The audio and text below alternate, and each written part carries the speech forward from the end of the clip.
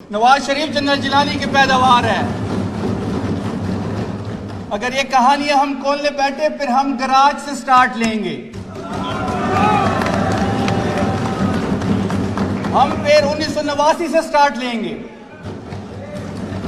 پھر ہم یہ بھی بتائیں گے کہ کون اٹک کے قلعے میں بند ہو کے معافیا مانگ رہا تھا اور اس ملک سے بھاگ رہا تھا، اور میرا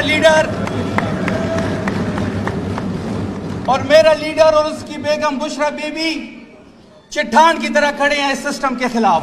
آپ پاکستان کا فیوچر ہیں، یہ پاکستان کو آپ نے ہی آگے سنبھالنا ہے۔ اگر آپ پاکستان کی آبادی دیکھیں، ہماری 60% آبادی جو ہے وہ نوجوانان پہ مشتمل ہے، آپ پر مشتمل ہے، اور جب کسی ملک کے پاس اتنی بڑی آبادی، اتنا بڑا ایسٹ موجود ہو تو اس ایسٹ سے وہ فائدہ نہ اٹھائے، اس ایسٹ کو وہ ڈیریل کرے، اس ایسٹ کو وہ دیوار سے لگائے، تو اس سے بڑی بدقسمتی کسی ملک کی بھی نہیں ہے۔ Being a representative of Pakistan Tehreek Insaf, being a representative of provisional government، ہمارا یہ ماننا ہے کہ تحریک انصاف نوجوانوں کی پارٹی ہے۔ ہمارا یہ ماننا ہے کہ عمران خان نوجوانوں کا لیڈر ہے۔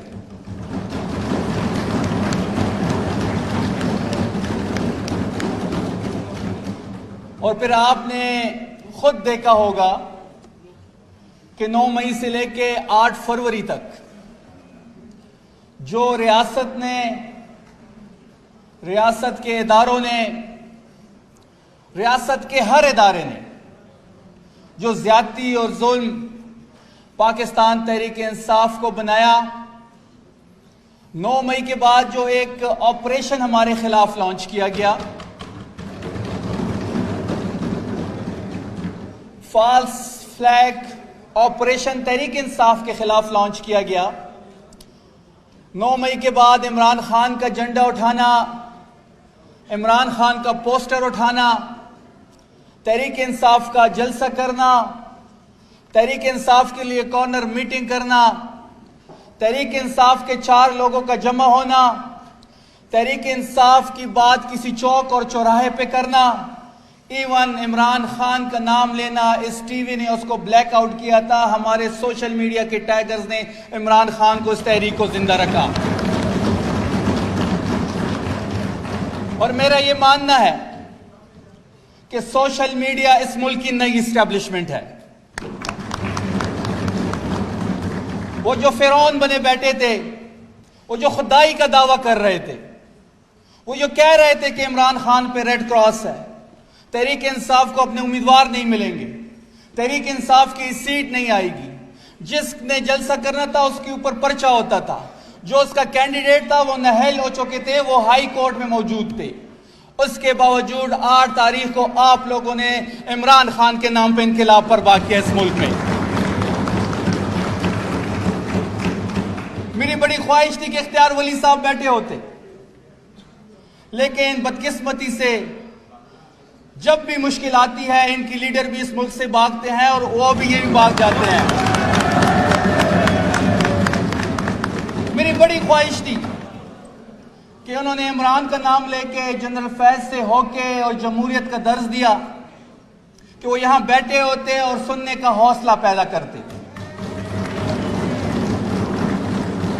کیونکہ جمہوریت میں آپ کے پاس سننے کا حوصلہ ہونا چاہیے۔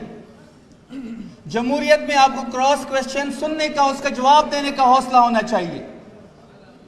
میرے بھائی نے بات کی جنرل فیض کی، جنرل فیض کوئی ہمیں وراثت میں تو نہیں ملا تھا، اسی ادارے کا جنرل تھا، اپنا ادارہ ٹھیک کرو، پھر اپنا ادارہ ٹھیک کرو، ہم کوئی وراثت میں تو نہیں لے کے آئے تھے جنرل فیض کو۔ پھر اس طرح اگر ہم کہانیاں کھولنے بیٹھے تو پھر 11 ستاروں کی پارٹی جنرل جیلانی والی تھی۔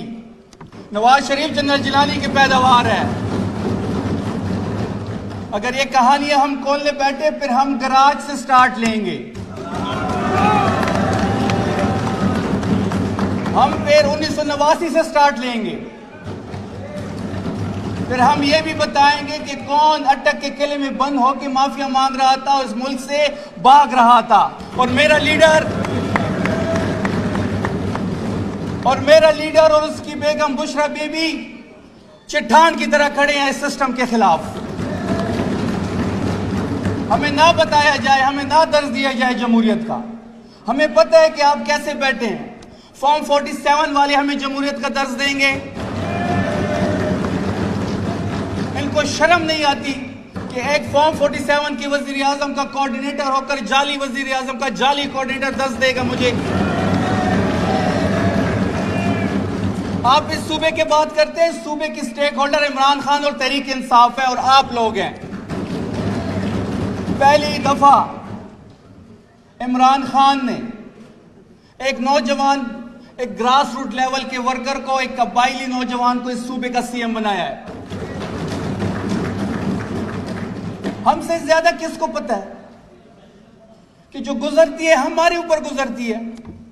وادی تیرا میں جو ہوا، جو افغانستان کے بارڈر کے ساتھ ہو رہا ہے، جو کٹلنگ میں ہوا، روز ہمارے لوگ مارے جاتے ہیں۔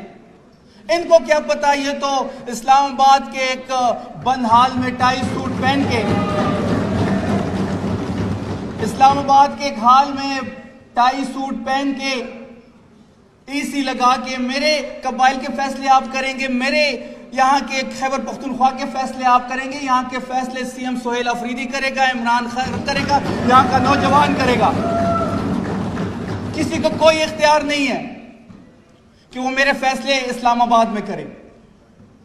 میرے فیصلے قبائل کے مشران کریں گے، میرے فیصلے خیبر پختونخوا کے نوجوان کریں گے،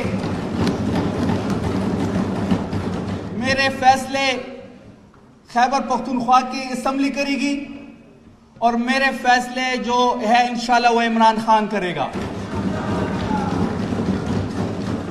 ہماری گورنمنٹ 2018 میں جب آئی تو ایک ڈرون حملہ نہیں ہوا۔ سب سے زیادہ امن و امان ہماری حکومت میں تھی خیبر پختونخوا میں، اور میرا لیڈر اس سے بڑھ کے بات کرتا ہے۔ میرا لیڈر واحد لیڈر ہے جس نے سب سے پہلے ڈرون اٹیکس پہ یہاں دھرنا دیا، جو آن دا فلور کھڑے ہو کے کہتا تھا، آن دا فلور کھڑے ہو کے 2007 میں مشرف کو کہتا تھا کہ آپ جو یہ قبائل میں فوج بھیج رہے ہیں، فوجی آپریشن کسی چیز کا حل نہیں ہے۔ اور پھر وہی ہوا کہ وہاں پہ جب آپریشن جاری ہوا، لاکھوں ہمارے لوگ مارے گئے۔